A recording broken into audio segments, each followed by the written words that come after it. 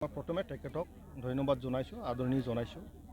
আৰু ভাৰত চৰকাৰ, অসম চৰকাৰে ৰাজবংশী সম্প্ৰদায়ৰ যিখিনি জ্বলন্ত সমস্যা সমাধানৰ কাৰণে যিখিনি কথা দিছে, মই ভাবোঁ এই সমস্যাটো সমাধান হ'ব। আৰু এই সমস্যা সমাধান কৰোঁতে মই ভাবোঁ আমাৰ মাজত কোনো কাজিয়া হোৱাৰ কোনো থল থাকিব নালাগে। পৰস্পৰে সন্মান জনাই সাংবিধানিকভাৱে যিখিনি সম্ভৱ নিশ্চয় ভাৰত চৰকাৰে ইয়াৰ ব্যৱস্থাটো কৰা হ'ব। গতিকে আমি বড়ো, তেখেত ৰাজবংশীৰ কাৰণে কোনোবা বিচাৰিছে আমি বড়োৱে বাধা দিব লাগে, সেই কথাটো আমি ভাল নাপাওঁ আৰু মই তেনেকৈ চিন্তাও নকৰোঁ। কাৰণ আমি পিছপৰা শ্ৰেণীৰ, ৰাজবংশীয় পিছপৰা শ্ৰেণীৰ কমিউনিটি, বড়োসকলেও পিছপৰা শ্ৰেণীৰ, আৰু আমি অধিকাৰৰ কাৰণে মাত মাতি আহিছোঁ। তো গতিকে অধিকাৰটো আমি কাৰ পৰা বিচাৰিছে? ভাৰত সংবিধানৰ ওপৰত ভিত্তি কৰি পেলাই আমি ভাৰত চৰকাৰৰ পৰা আমি বিচাৰিছোঁ। গতিকে ৰাজবংশীৰ যদি অধিকাৰ যদি পাব লাগে, ভাৰত চৰকাৰে সংবিধানেই দিব।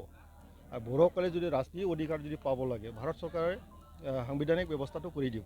ইতিমধ্যে আমি বড়োসকলে বড়োলেণ্ড বিচাৰিছিলোঁ, কিন্তু আলোচনাৰ মৰ্মে আজিৰ তাৰিখত আমি বিটিআৰ পাইছোঁ। এতিয়া শান্তি আহি গ'ল, আমি একেলগে চৰকাৰ চলাই আছোঁ, উন্নয়নৰ এটা পৰিৱেশ আহি আছে।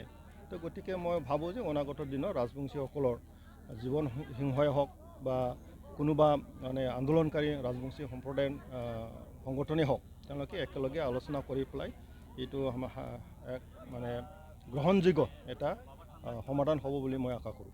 আৰু দেখা গৈছে যে বিটিআৰত আমাৰ নতুনকৈ যিটো সশস্ত্ৰ সংগঠন, তেওঁ কৈছে যে অহা 26 তাৰিখত যদি ৰঞ্জনদৈ মুকলি কৰা নহয় আৰু চেপাৰেট যদি বদলি ইছ্যুটো উঠোৱা নহয়, 26 তাৰিখত ধাৰাবাহিক বোমা বিস্ফোৰণৰ কথা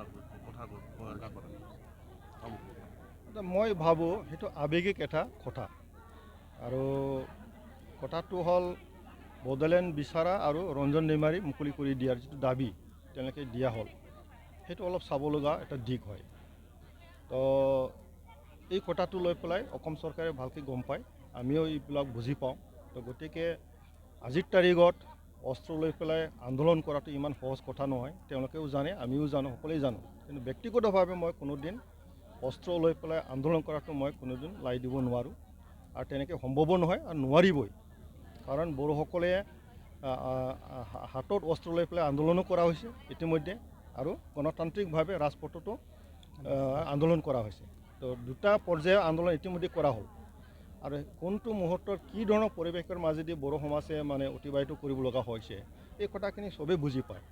তো মই ভাবোঁ আজিৰ যিটো নতুনকৈ চিন্তা কৰিছে, এইবিলাক আৱেগিকৰ ওপৰত ভিত্তি কৰি পেলাই চিন্তা কৰা হৈছে, আৰু আলোচনাৰ মৰ্মে নিশ্চয় এইটো নিষ্পত্তি হৈ যাব। সেইকাৰণে আমাৰ মাজত এইটো বিভ্ৰান্ত হোৱাৰ কোনো কাৰণ নাই।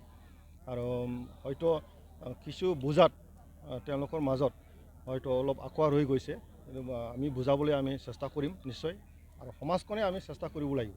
আমাৰ বিটিআৰ অঞ্চল ৰাইজে এতিয়া শান্তিৰ পৰিৱেশ আমি ঘূৰাই আনিব পাৰিছোঁ।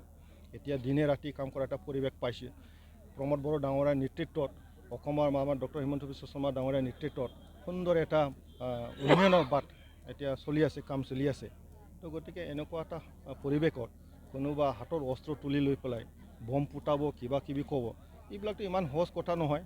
আৰু আইনে যিটো ব্যৱস্থা ল'বই, কিন্তু সামগ্ৰিকভাৱে বড়ো সমাজ আৰু বিটিআৰ সমাজে কোনো পধ্যে হাতৰ অস্ত্ৰ তুলি পেলাই কোনোবা যদি আন্দোলন কৰিব বিচাৰে, সেইটো কোনোদিন সঁহাৰি নিদিব আৰু নিদিবই। এই কথাটো আজিৰ তাৰিখত আমি বুজি পাওঁ।